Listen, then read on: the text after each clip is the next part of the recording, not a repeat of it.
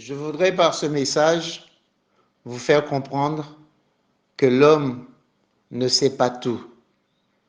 Il ne doit pas se persuader lui-même qu'il sait toutes choses, mais laisser Dieu lui apprendre. Et avec l'exemple de Pierre, je vais prendre 4 textes de la Bible pour montrer combien Pierre avait besoin de laisser Dieu lui apprendre les choses. Le premier texte concerne le lavage des pieds.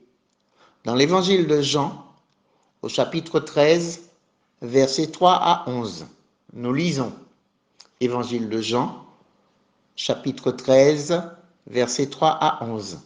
Jésus, qui savait que le Père avait remis toutes choses entre ses mains, qu'il était venu de Dieu et qu'il s'en allait à Dieu, se leva de table, ôta ses vêtements et prit un linge dont il se ceignit. Ensuite, il versa de l'eau dans un bassin et il se mit à laver les pieds des disciples et à les essuyer avec le linge dont il était ceint. Il vint donc à Simon-Pierre et Pierre lui dit, « Toi, Seigneur, tu me laves les pieds ?»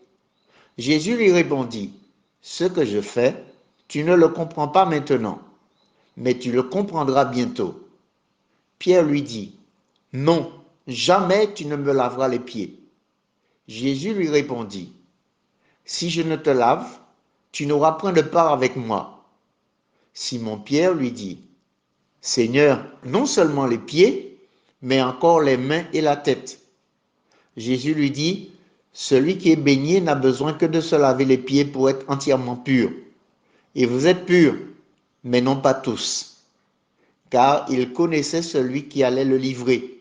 C'est pourquoi il dit, « Vous n'êtes pas tous purs. » Dans ce premier exemple que je choisis dans ce thème que nous devons laisser Dieu nous enseigner, Pierre pensait que pour lui, Jésus est plus grand que lui et que Jésus n'a pas à lui laver les pieds.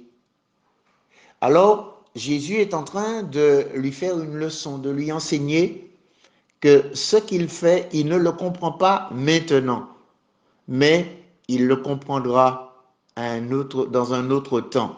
C'est ce qu'il dit au verset 7, « Ce que je fais, tu ne le comprends pas maintenant, mais tu le comprendras bientôt. » Il est bon pour nous de ne pas nous arrêter à notre savoir, à notre jugement, à notre intelligence, mais de laisser Dieu nous enseigner. Et au travers de cet exemple, Jésus, modèle le serviteur, voulait enseigner l'humilité à ses disciples. Et Pierre, qui était persuadé que le plus grand n'a pas à s'abaisser au pied du plus petit, Jésus est en train de lui donner un modèle d'humilité chrétienne. Je crois pouvoir vous dire que tous, nous avons à apprendre. Et c'est vrai, la Bible nous dit ailleurs que les disciples se discutaient entre eux pour savoir lequel était le plus grand. Donc, pour eux, il fallait comme une certaine hiérarchie entre eux. Et Jésus est en train de leur dire maintenant, le plus grand, il sert, soi-disant qu'il est le plus grand, mais il se met aux pieds des petits. Quelle leçon d'humilité Pierre est-il en train de recevoir au travers de ce lavage des pieds? Le deuxième exemple concernant Pierre, je vais le prendre dans Matthieu, évangile de Matthieu, chapitre 16, versets 21 et 23. Matthieu 16, versets 21 et 23 à 23. Dès lors, Jésus commença à faire connaître à ses disciples qu'il fallait qu'il aille à Jérusalem, qu'il souffre beaucoup de la part des anciens, des principaux sacrificateurs et des scribes, qu'il soit mis à mort et qu'il ressuscite le 3e jour. Pierre, l'ayant pris à part, se mit à le reprendre et dit, « À Dieu ne plaise, Seigneur, cela ne t'arrivera pas. » Mais Jésus, se retournant, dit à Pierre, « Arrière de moi, Satan, tu mets en scandale, car tes pensées ne sont pas les pensées de Dieu, mais celles des hommes. Amen. » Là encore, on a cet homme impulsif, toujours le premier à parler, pensant qu'il a la connaissance des choses et c'est vrai que pour lui, un Seigneur, un maître, un grand comme Jésus ne devait pas mourir. Et Jésus est en train d'avertir, de prévenir les disciples qu'il faut que lui, Fils de Dieu, qu'il meure. Mais en ce temps-là, Pierre ne peut pas comprendre la signification de la mort de Jésus. Et lui s'offusque pour dire à Jésus, cela ne t'arrivera pas.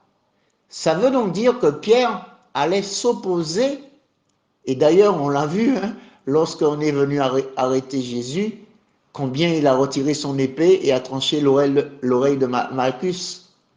Cela ne t'arrivera pas. Mais Jésus va lui répondre, tu mets en scandale, car tes pensées ne sont pas les pensées de Dieu. Ce qu'il faut comprendre là, quand Jésus lui dit, arrière de moi, Satan, Pierre n'est pas identifié à Satan.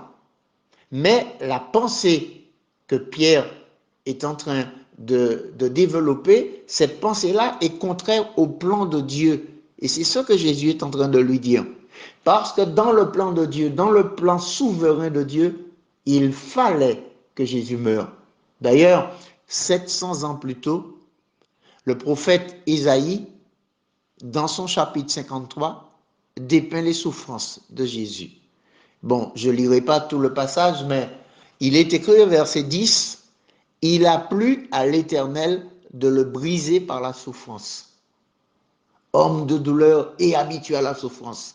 Quand on lit ce chapitre 53 d'Ésaïe, on voit que les souffrances que Jésus va connaître, eh bien, ces souffrances-là sont déjà écrites. C'est donc dans le plan de Dieu qu'un juste meurt pour que les pécheurs soient pardonnés, soient sauvés. Mais Pierre ne peut comprendre cette réalité spirituelle. Et Pierre n'a pas envie de se séparer d'un homme aussi puissant, aussi important que Jésus. Combien il aurait souhaité que cet homme reste à ses côtés, à leur côté, pour leur apporter nourriture, protection, instruction. Mais il était dans le plan de Dieu que Jésus meure. Et c'est pourquoi ce message est important, que nous ne puissions pas nous arrêter à nos pensées, à nos jugements, à notre façon de voir les choses, mais que nous devons laisser Dieu nous apprendre, nous instruire, nous enseigner, nous corriger. Et d'ailleurs, c'est ce que dit la Bible dans 2 Timothée 3, verset 16. Toute l'écriture est inspirée et utile pour enseigner, pour convaincre, pour corriger, pour convaincre. Et c'est vrai que Dieu veut nous convaincre. Il veut nous enseigner. Il veut nous instruire. Alors, laissons-le. Laissons-le ce temps. Nous pouvons venir à lui avec nos pensées, mais laissons-le changer nos pensées, notre mentalité, notre façon de voir les choses. Le troisième exemple que je vais prendre se trouve dans toujours l'évangile de Matthieu, au chapitre 26. Ça concerne toujours Pierre. Les 4 passages concernent Pierre. Matthieu 26, versets 31 à 35. Matthieu, chapitre 26, versets 31 à 35. Alors Jésus leur dit, « Je serai pour vous tous cette nuit une occasion de chute, car il est écrit, je frapperai le berger, et les brebis du troupeau seront dispersées. Mais, après que je serai ressuscité, je vous précéderai en Galilée. » Pierre, prenant la parole, lui dit, « Même si tu étais pour tous une occasion de chute, tu ne le seras jamais pour moi. » Jésus lui dit, « Je te le dis en vérité, cette nuit même, avant que le coq chante, tu me renieras 3 fois. » Pierre lui répondit, « Même s'il me fallait mourir avec toi, je ne te renierai pas. » Et tous les disciples dirent la même chose. Alors voilà un texte de la Bible que nous connaissons bien. Jésus a déjà annoncé plusieurs fois à ses disciples qu'il faut que le Fils de l'homme, parlant de lui, qu'il souffre et qu'il meure. Mais Jésus leur dit le 3e jour, eh bien, il ressuscitera. Et là, ces pensées-là sont difficiles à comprendre. Pierre, toujours, comme je disais, le premier à répondre, il va dire, même si tu étais pour tous une occasion de chute, tu ne le seras jamais pour moi. Waouh! Je crois que quand on aime Dieu, on a envie de lui jurer notre fidélité. Mais les expériences de la vie nous démontrent trop souvent que nous sommes infidèles. Et ce Pierre qui a juré qu'il ne va jamais renier son maître, la Bible nous dit que quand Jésus est arrêté, un peu plus loin, eh bien, au chapitre 26, entre le verset 69 et 75, ben, cela arrivera, tout ce que Dieu arrive, et Pierre va effectivement renier Jésus. La Bible dit dans Matthieu 26, au verset 75, Pierre se souvint de la parole que Jésus avait dite, avant que le coq chante, tu me renieras 3 fois. Et étant sorti, il pleura amèrement.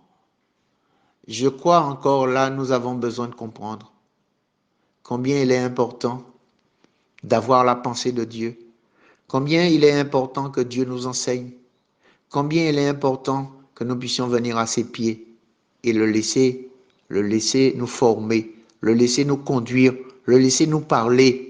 Je prendrai un 4e exemple avant d'aller vers ma conclusion. Dans Actes des Apôtres, chapitre 10, le thème de ce chapitre 10 de Actes, c'est que Dieu veut faire comprendre à Pierre qu'il l'envoie vers les païens. À cette époque de l'Église primitive, tout juif n'évangélisait qu'un autre juif. Les juifs n'allaient pas vers les païens. Les juifs ne pensaient pas que Dieu était prêt à sauver les païens. Et Dieu veut enseigner Pierre que c'est bien lui qui est en train de lui dire qu'il envoie chez les païens. Et dans ce chapitre 10, Dieu va utiliser toutes sortes de révélations, toutes sortes de moyens pour parler à Pierre. Vision, prophétie, l'ange va venir lui parler, il aura connaissance de la parole. Bien des moyens de révélation sont utilisés par Dieu pour convaincre Pierre que c'est bien Dieu qui l'envoie chez Corneille. Alors que les messagers de Corneille sont partis pour aller chercher Pierre, lisons dans Acte 10, versets 9 à 16. Acte 10, versets 9 à 16. Le lendemain, comme ces serviteurs de Corneille, comme ils étaient en route et qu'ils approchaient de la ville, Pierre monta sur le toit vers la 6e heure pour prier. Il eut faim et il voulut manger. Pendant qu'on lui préparait à manger, il tomba en extase. Il vit le ciel ouvert et un objet semblable à une grande nappe attachée par les 4 coins qui descendait et s'abaissait vers la terre, et où se trouvaient tous les quadrupèdes et les reptiles de la terre et les oiseaux du ciel. Et une voix lui dit, « Lève-toi, Pierre, tue et mange. » Mais Pierre dit, « Non, Seigneur, car je n'ai jamais rien mangé de souillé ni d'impur. » Et pour la seconde fois, la voix se fit encore entendre à lui. « Ce que Dieu a déclaré pur, ne le regarde pas comme souillé. » Cela arriva jusqu'à 3 fois, et aussitôt après, l'objet fut retiré dans le ciel. Amen. Comme je le disais, tout ce chapitre 10 montre que Dieu prépare Pierre à aller dans la maison de Corneille. Corneille est un non-juif et Dieu veut que maintenant, eh bien, les païens, il veut qu'ils soient eux aussi rachetés. Il veut qu'ils entendent la parole du salut. Et Pierre est choisi par Dieu, mais Pierre ne sait pas encore. C'est ce qu'on appelle un changement de paradigme. Dieu est en train de changer la manière de penser des Juifs. Les Juifs ne pensaient qu'il fallait évangéliser que les Juifs, et Dieu, lui, veut envoyer Pierre dans la maison de Corneille. Alors, tout ce chapitre nous montre toutes les réticences de Pierre qui n'accepte pas au départ ce que Dieu veut lui apprendre. Mais à force de se révéler à lui par le Saint-Esprit, par les visions, par la parole, Pierre va finalement céder Et Pierre va aller dans la maison de Corneille et nous lisons, c'est étonnant ce que nous allons lire, dans Acte 10, verset 28, Pierre va ouvrir la bouche et il va dire ceci. Vous savez, leur dit-il, qu'il est défendu à un juif de se lier avec un étranger ou d'entrer chez lui. Mais Dieu m'a appris à ne regarder aucun homme comme souillé et impur. C'est pourquoi je n'ai pas eu d'objection à venir, puisque vous m'avez appelé. Je vous demande donc pour quel motif vous m'avez envoyé chercher. Pierre, il a complètement changé. Il s'est laissé enseigner par Dieu. Et là, Dieu lui a révélé que c'est bien lui qui l'envoie dans la maison de Corneille pour le salut de Corneille. Et quand nous lisons le chapitre, nous voyons que non seulement Corneille s'est converti, mais tous ceux qui étaient dans la maison de Corneille se sont tournés vers le Seigneur, ont été baptisés du Saint-Esprit et ensuite se sont fait baptiser d'eau. Quel miracle extraordinaire que Pierre va connaître dans la maison de Corneille, alors qu'au début, il était réticent à y aller. Alors, ces 4 exemples sont là pour nous montrer, dans l'exemple du lavage des pieds, dans l'exemple de Jésus qui annonce sa mort, le reniement de Pierre et Dieu qui envoie maintenant Pierre chez Corneille. Ces 4 exemples sont là pour nous montrer que l'idée première de Pierre était contraire à la pensée de Dieu. Et c'est pour cela que j'ai intitulé ce message « Laissons Dieu nous enseigner ». Ne pas croire que l'on sait tout, ne pas croire que nos pensées sont les pensées de Dieu. Et Dieu est suffisamment patient, suffisamment pédagogue pour nous faire arriver là où il veut nous conduire. C'est pour cela, mes frères et sœurs, je voudrais prier avec vous pour que nous puissions nous laisser conduire par Dieu. Comme l'argile entre les mains du potier, que nous puissions laisser Dieu faire. Seigneur, je veux te bénir. Je veux te glorifier pour ta parole. Elle est cet instrument que tu nous as laissé pour nous enseigner, pour nous montrer le chemin qui mène à toi. Et bien souvent, nous voyons que nous avons nos préjugés. Nous avons notre manière de penser. Mais toi, tu veux venir à nous pour nous ouvrir l'intelligence et nous conduire à toi, dans ton plan, tel que toi tu le définis. Je veux te demander pardon pour toutes les fois où je n'ai pas compris ta volonté, où je suis passé à côté de la mission que tu m'as confiée. L'exemple de Pierre est là pour nous montrer que nous pouvons être zélés pour toi, mais d'un zèle qui ne nous emmène pas toujours à faire ta volonté et à parler de toi comme nous devrions le faire. Seigneur, je te demande pardon pour moi, pardon pour mes frères et sœurs. Oh, chaque fois que nous nous sommes trompés, alors que toi, oh Dieu, tu avais une direction pour notre vie, tu avais un plan pour nous, tu avais une mission pour nous, nous sommes passés à côté. Seigneur, ouvre-nous l'intelligence et que ton esprit travaille en nous pour que chaque jour nous soyons obéissants, faisant ta volonté et cherchant à être agréables à toi. Oui, nous voulons être humbles devant toi. Nous voulons réaliser nos faiblesses et te demander toute ta grâce pour que nous soyons dociles entre tes mains et efficaces pour l'œuvre à laquelle tu nous as appelés. Je te dis merci Père pour tout cela dans le nom puissant de Jésus. Amen.